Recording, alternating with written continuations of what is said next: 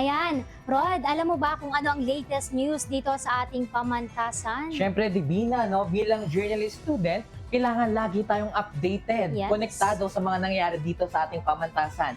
Ito, Divina, sa September 4 kasi gaganapin na ang meeting de avance ng dalawang partido. Anong partido Solido yan? at Alas.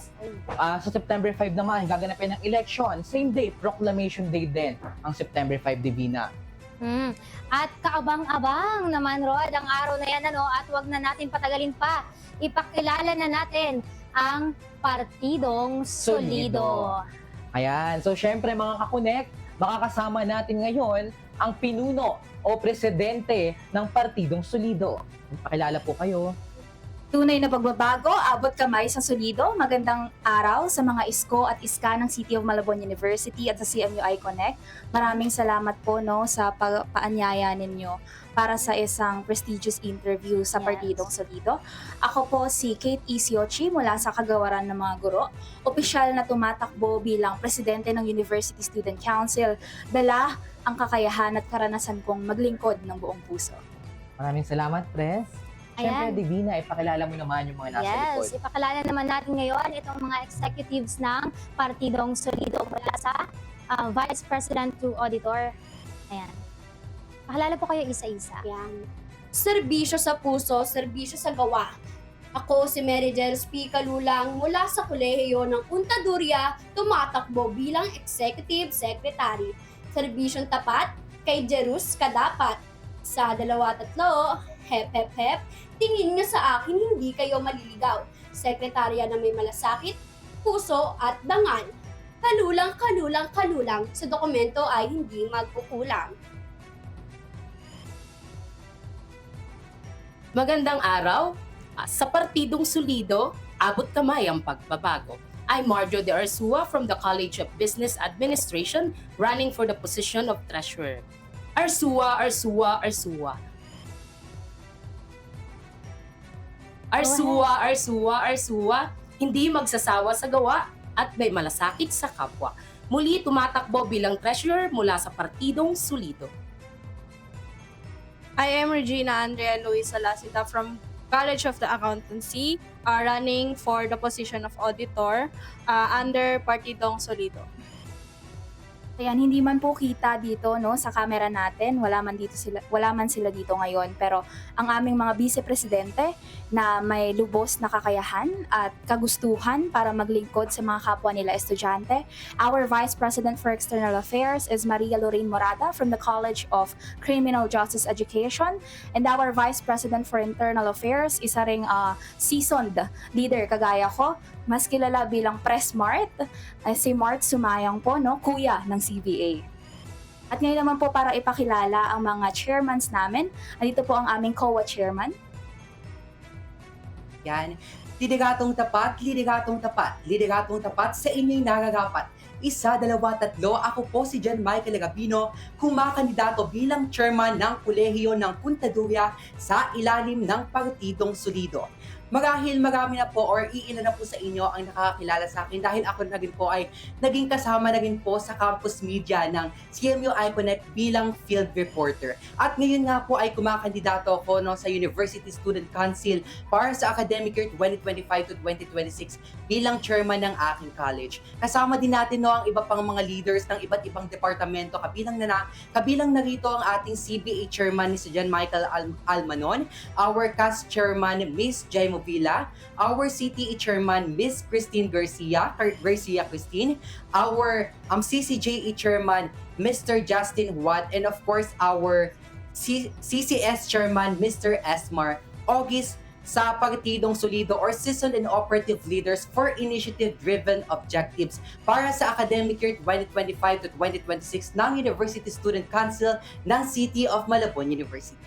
Ayan, maraming salamat sa Partidong Solido, So ngayon mga Connect, CMU community, ngayong kilala nyo na sila, pumunta na tayo sa Tanungan Divina. Q&A session, simulan mo na yan, Rod. Since nakilala na kayo ng mga viewers natin, mga ka-Connect, ngayon tatanungin ko kayo, ano nga ba ang plataforma ng Partidong Solido? Unahan mo na, Pres. Okay, so kagaya nung previous interview namin with the current isiniwalat namin doon yung mga plano at plataforma na meron ng Partidong Solido. So ang Partidong Solido, to ensure that we're going to successfully execute all of our platforms, we focus on 4 core advocacies. So lahat ng plataforma na ipepresenta rin namin bukas para sa Meeting de Avance, lahat yon ay nakaangkla sa 4 na advokasya na gusto naming i-share sa mga kapwa namin estudyante. And the first advocacy that we have is the student-centered services and support. So dito, gusto naming ma-ensure that all students, hindi lamang yung mga estudyante na kasapi ng mga student organization, but everyone from the CMU community has easy access about the tulong, suporta at impormasyon na meron sa serbisyo ng universidad. And our second advocacy is the leadership empowerment and development. So dito naman, syempre bilang student leaders, we'd also want to ensure that the fellow CMUians are also able to, showcase their leadership skills. At dito gusto naming mas ma-highlight pa yung skills na to, hindi lamang ng mga current student leaders namin, pero gusto rin namin mas ma-encourage lahat. And gusto namin ma-unleash talaga yung potential ng bawat CMU students natin dito, no? And the third is the peer collaboration and academic support. Of course, we're aiming for holistic development para sa ating mga kapwa estudyante. Hindi lamang leadership skills, hindi lamang soft skills nila. Of course, we'd want to offer academic support and of course and we're talking about unleashing potential kanina, no? So naniniwala kami na hindi lamang leadership skills ang meron sa mga estudyante dito sa CMU. Maraming matatalino at magagaling na hindi pa masyadong, alam niyo yun, nabibigyan ng pagkakataon. And we'd want these platforms to really, become their stepping stone into unleashing their potential academically and leaderships. And of course, isa sa mga, I think this is one of the unique advocacy and platform that we're going to have because, the previous set of officers, hindi rin nila to na masyadong na-focusan. So we'd like to introduce alumni engagement and networking because kagaya ng mga administrador natin dito sa CMU, no, na alumni din ng City of Malabon University, naniniwala kami na marami tayong mga nagsipagtapos na estudyante na may mai-offer pa, hindi lamang sa universidad, kundi sa mga kapwa rin nila estudyante. So we'd want to focus on that. Ayan, ngayon na alam na natin kung ano nga ba ang plataforma ng Partidong Solido, alamin naman natin kung ano nga ba yung mga aasahan ng mga CMU students sa inyong termino kung kayo man ang manalo.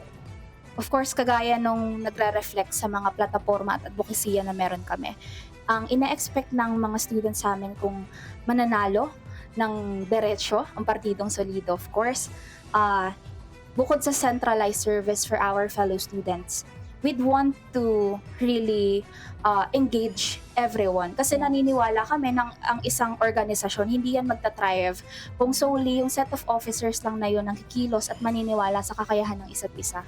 So we'd like to really engage everyone, the CMU community, especially the students, to really cooperate with the, not just with the academic, not just with the University Student Council, but with the different organizations that we have here in City of Malabon University. Because aside from the academic organizations that offers, academic growth, we have the University Student Council, of course, has the ability to offer you different opportunities outside pa ng City of Malabon University. Kasi hindi lamang dito sa loob ng CMU na enhance to, no, yung pagiging estudyante natin, but also with the community engagement.